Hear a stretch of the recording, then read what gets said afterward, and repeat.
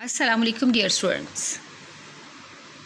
Hoping you are fine and enjoying good health. Today the topic which we'll revise today is basic value of Islamic economic system. इस्लामी माशी निज़ाम की बुनियादी इक़दार. Students ये topic हम एक long question के तौर पर आज रिवाइज करेंगे.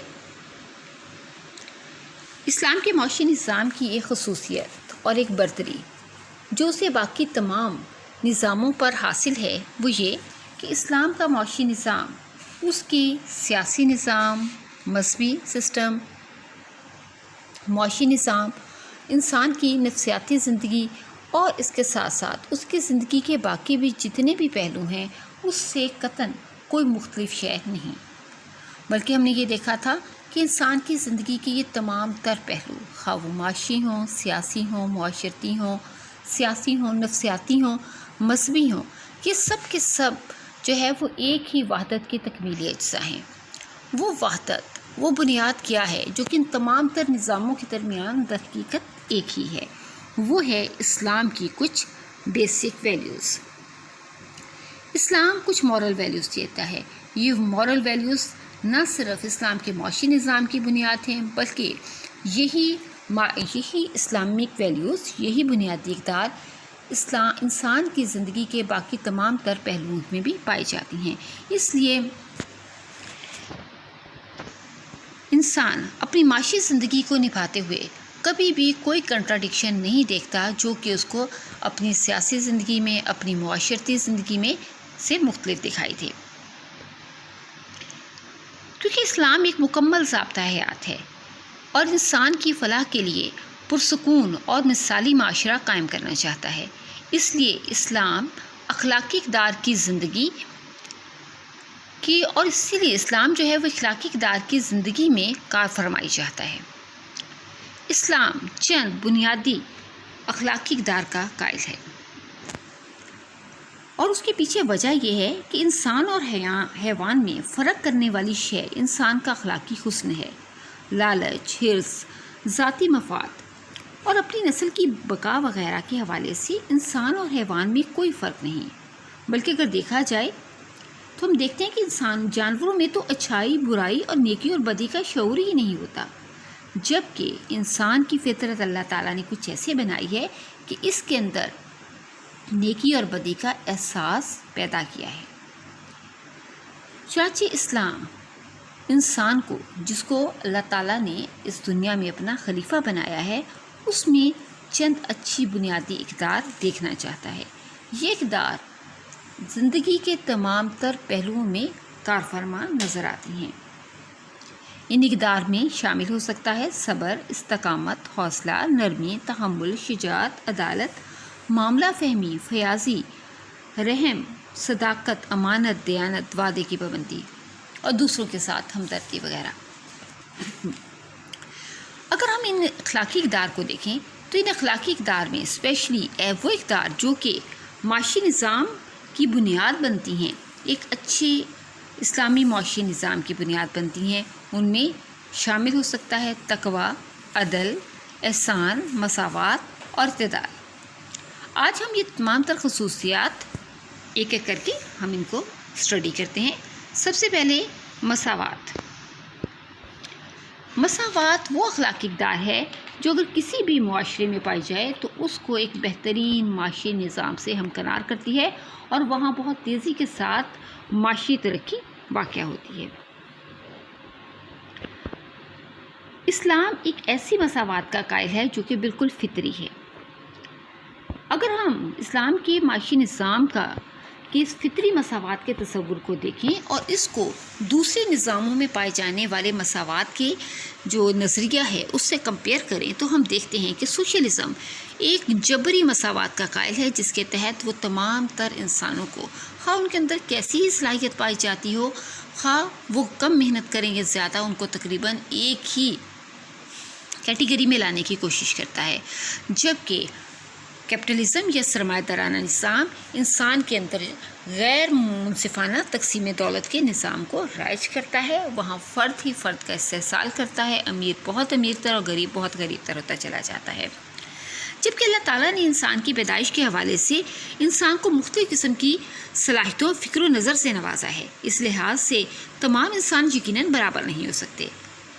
اور ان فطری اختلافات کی بنیاد پر انسان کے درمیان مستقل حد بندی کر کے انسان کو طبقات میں تقسیم بھی نہیں کیا جا سکتا، بلکہ اسلام کا ایک اس سلسلے میں ایک خاص نقطۂ نظر ہے۔ پہلی بات، اگر انسان اپنی پیدائش کے حوالے سے دیکھے تو تمام تر انسان حضرت آدم علیہ السلام کی اولاد ہیں۔ اس لحاظ سے تمام تر انسان جو ہیں وہ مساوی ہیں، کیونکہ تمام تر انسانوں کا خون، رنگ، نسل تقریباً سب ایک ہے۔ اور اگر ہم دیکھیں کہ نسل کی بنیاد پر، علاقے یا قبیلے کی بنیاد پر ایک انسان کو دوسرے سے کمتر سمجھنا یا ایک انسان کو دوسرے سے بالاتر سمجھنا، ایسا بالکل سمجھنا غلط ہے، کیونکہ اللہ تعالیٰ نے یہ رنگ، قبیلے اور نسل میں جو فرق رکھا ہے یہ در حقیقت انسان کی پہچان کے لیے، اس سے زیادہ اس کی کوئی حقیقت نہیں ہے۔ جیسا کہ پیارے نبی حضرت محمد صلی اللہ علیہ وسلم نے فرمایا کہ تمام انسان حضرت آدم علیہ السلام کی اولاد میں سے ہیں، اور حضرت آدم مٹی سے بنائے گئے تھے، بس کسی عربی کو کسی اجمی پر، اور نہ ہی کسی اجمی کو کسی عربی پر، نہ کسی گورے کو کالے پر، اور نہ ہی کالے کو گورے پر کوئی فضیلت حاصل ہے۔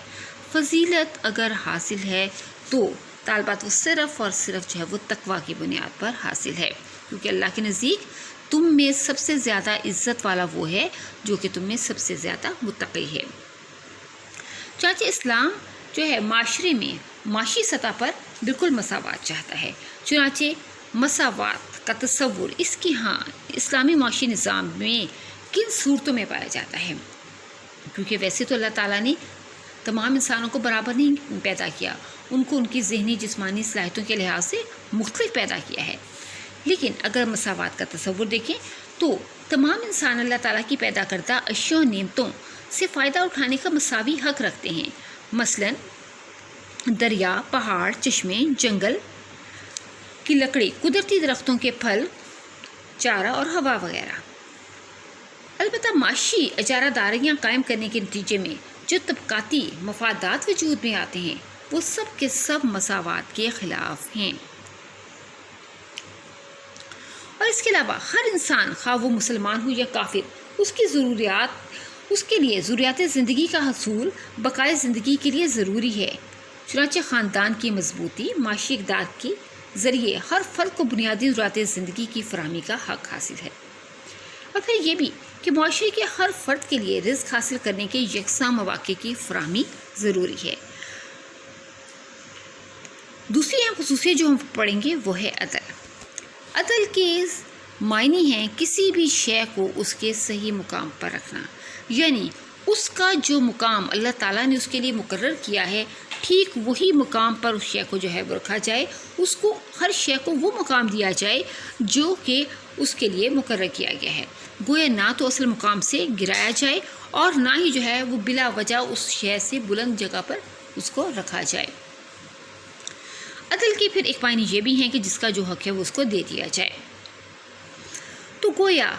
حقدار کو اس کے حق سے محروم کرنا ظلم ہے اور حقدار کو اس کا صحیح حق پہنچانا عدل ہے۔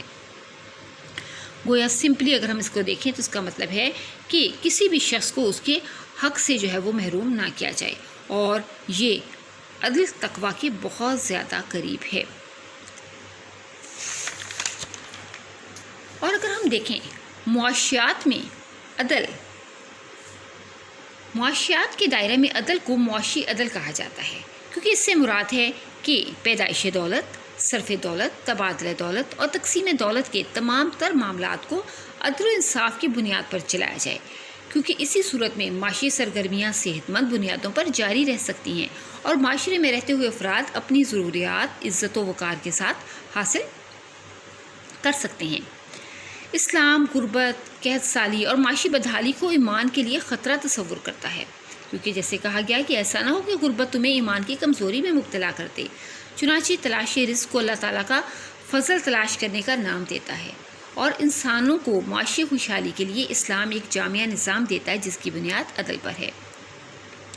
چنانچہ صرف دولت کے سلسلے میں دیکھیں تو عدل یہ ہے کہ کفایت جاری اور میانہ روی اختیار کی جائے. فضول خرچی اور بخل دونوں سے منع کیا گیا ہے. زائدہ ضرورت وسائل کو مستحق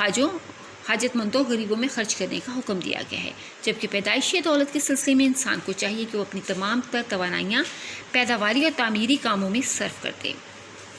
اور اسی طرح جو ہے پیدائشی دولت کے سلسلے میں یہ کہ عاملین پیدائش کے معاوضوں کا تعین اور ادائیگی عدل و انصاف پر ہو، کسی قسم کی دھوکہ دہی فریب سے بچا جائے،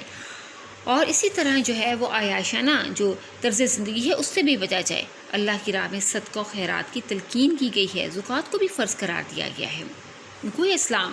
انسان کی زندگی کے انفرادی پہلو ہوں یا اجتماعی، دونوں صورتوں میں اسلام ہر معاملہ میں عدل کو کارفرما دیکھنا چاہتا ہے. تیسری اہم جو ہے وہ خصوصیت بنیادی قدر جو کہ اسلام کے معاشی نظام کا ایک اہم حصہ ہے، یہ ہے احسان. احسان عدل سے بھی بڑھ کر ایک چیز ہے، کیونکہ احسان کے لفظی معنی ہے حسن اور خوبصورتی، یعنی کہ دوسروں کے ساتھ نیکی و بھلائی کرنا، اچھا کام کرنا، یا کام کو کچھ اس طریقے سے سر انجام دینا کہ وہ بہترین ہو. اور اس سے مراد یہ بھی ہے کہ دوسروں کے ساتھ حسن سلوک سے پیش آنا. تو گویا کہ جس شخص کو یہ پسند ہو کہ اللہ تعالیٰ اسے قیامت کی تکلیف سے نجات دے تو اسے چاہیے کہ وہ تنگدست کو مہلت دے، مقروض کو معاف کر دے، گویا لوگوں کے لیے جو ہے وہ آسانی پیدا کرے. احسان کا تقاضا یہ ہے کہ تنگدست اور محتاج انسانوں کی مالی مدد کی جائے، غربت کے خاتمے اور معاشی مشکلات میں کمی کے لیے کوشش کی جائے، کیونکہ احسان کا درجہ عدل سے آگے بڑھ کر ہے. عدل میں جس چیز کا جو مقام ہے وہ اس کو دیا جائے، لیکن احسان کیا ہے کہ ہر فرد کے ساتھ جو ہے وہ بھلائی کی جائے، یعنی اس کو اس کے مقام سے زیادہ جو ہے وہ دیا جائے. کوئی معاشی زندگی میں احسان کا تقاضا یہ ہے کہ انسان عیش و عشرت سے بچتے ہوئے اعتدال کے دائرے میں رہتے ہوئے ضروریات زندگی کو حاصل کرے اور استعمال کرے. اپنی ذاتی ضروریات کی تسکین کے ساتھ ساتھ باقی مخلوق خدا کو اس میں شریک کیا جائے، اور اس کے ساتھ ساتھ اپنے خاندان کی تمام تر ضروریات کو پورا کرنے کے ساتھ ساتھ اپنے رشتہ داروں کو، دوستوں، ہمسایوں، یتیموں، بیواؤں کو بھی اپنے مال میں شریک کیا جائے. اس طرح ایک دوسرے کے ساتھ تعلقات مضبوط ہوتے ہیں، اور اس کو مضبوط بنانے کے لیے تحفہ دینے کی بھی ترغیب پیارے نبی نے فرمائی ہے. گویا اور اگر ہم اس کو یہ دیکھیں کہ احسان معاشی زندگی کے 4 بڑے پہلو یعنی صرف دولت، تقسیم دولت، تبادلہ دولت اور پیدائشی دولت میں کس طرح کار فرما ہوتا ہے، تو ہم دیکھتے ہیں کہ عملے پیدائش میں عاملین پیدائش خصوصاً مزدوروں اور ملازموں کے معاوضے کی ادائیگی میں عدل سے بڑھ کر احسان کا معاملہ کیا جائے. آجر منافع کمانے کے ساتھ ساتھ معاشرتی بہبود کے کاموں میں بڑھ چڑھ کر حصہ لیں، بے روزگاری، بیماری، حادثات، آلودگی کے خاتمے اور تعلیم و صحت کے میدان میں اپنا حصہ ڈالیں. عملی پیدائش کے کام کے ماحول، جگہ، کام کے طریقہ کار، ٹیکنالوجی کے انتخاب میں بھی اسی اصول کو پیش نظر رکھا جائے،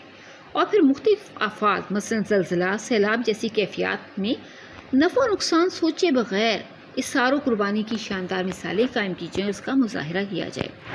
پھر اشیا و خدمات کے تبادلے کے میدان میں ناپ اور تول میں فیاضی کا مظاہرہ کرتے ہوئے گاہک کو فائدہ پہنچایا جائے. گویا ہر معاملے میں احسان کا رویہ اختیار کیا جائے، عدل سے بڑھ کر، یعنی جتنا جو ہے وہ کسی کو دیا جاتا ہے اس سے بڑھ کر اس کو فائدہ پہنچایا جائے. نبی اکرم صلی اللہ علیہ وسلم نے خرید و فروخت کے معاملے کے دوران نرم خوئی کرنے والے کے لیے دعا فرمائی اور فرمایا، جب وزن کرو تو جھکتا ہوا پیمانہ دو،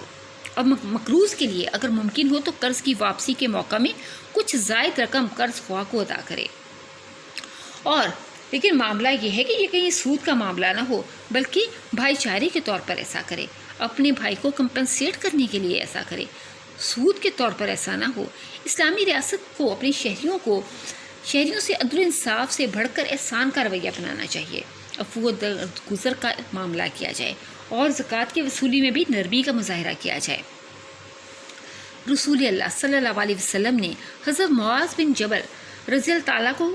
جب گورنر مقرر فرمایا تو یمن روانگی کے موقع پر ہدایت دیتے ہوئے فرمایا کہ زکوٰۃ کی وصولی کے موقع پر